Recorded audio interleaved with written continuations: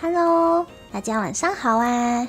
这件事情呢，是我前几天不是开了一场我很开心的一场歌会，然后那场歌会就是有讲到一件事情，我大概从上或是上礼拜开始吧，会一直陆续有一个想要咳嗽的感觉。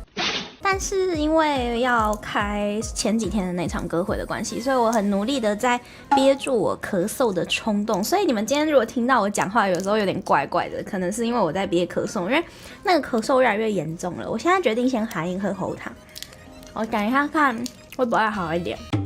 还是因为吃鲑鱼，真的耶，早知道就不要吃鲑鱼生鱼片了。奇怪，一直在我胃里面，一直想要逆流而上。我的嘴巴是那个龙门，他们掠出来之后，他们就直接变成龙。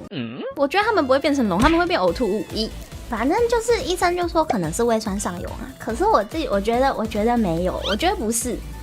如果胃酸上涌，我应该会有感觉吧？还是我没有感觉是正常的？应该会有感觉。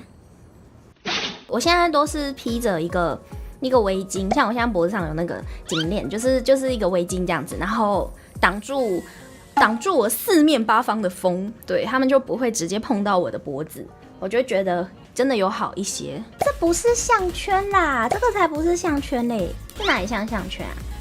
好，喝水。结果讲话没呛到，喝水呛到。这什么？这都是个啥？